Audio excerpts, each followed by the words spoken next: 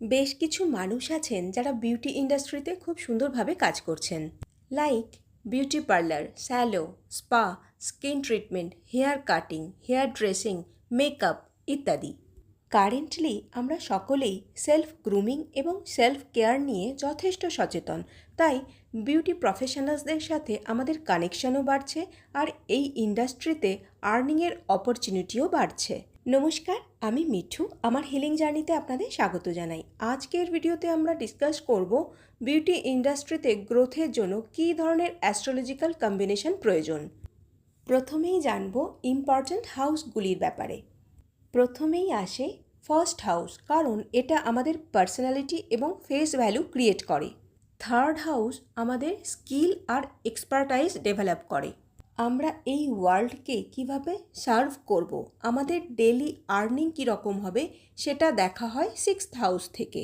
10th house থেকে দেখা হয় আমরা প্রফেশনাল জগতে কি কাজ করব, আর 11th হাউস থেকে বোঝা হয় আমরা রিটার্ন কি পাবো।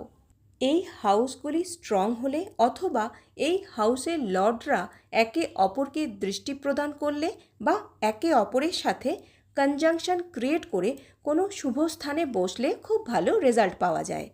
এবার জেনে নেব এই প্রফেশনে সাকসেস পাওয়ার জন্য কোন কোন গ্রহে সাপোর্ট প্রয়োজন। প্রথমেই আসে শুক্র বা ভিনাস, কারণ এটা সৌন্দর্য এবং গ্ল্যামারের কারক। সেকেন্ড হলো মুন বা চন্দ্রমা, যা আমাদের সৌম্যতা, ক্রিয়েটিভিটি এবং অ্যাট্রাকশন দেয়। আপনার কর্মকুশলতায় সকলে কতটা মুগ্ধ হবে সেটা ডিপেন্ড করে রাহুর স্ট্রেংথের ওপর।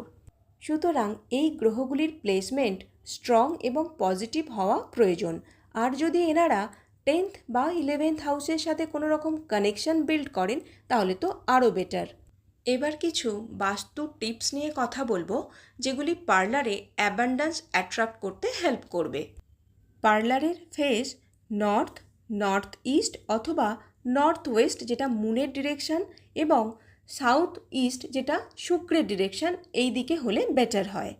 মিররের প্লেসমেন্ট নর্থ বা ইস্ট সাইডে, স্টোরেজ সাউথ ওয়েস্টে, এবং ফেসিয়াল করার সময় ক্লায়েন্টের মাথা যেন সাউথের দিকে হয় সেটা দেখে নিলে বেটার। আশা করি এই ভিডিওটি আপনাদের জন্য ইনফরমেটিভ হবে, এবং আমার চ্যানেলের পাশে থাকার জন্য, সাবস্ক্রাইব করার জন্য অসংখ্য ধন্যবাদ আপনাদের।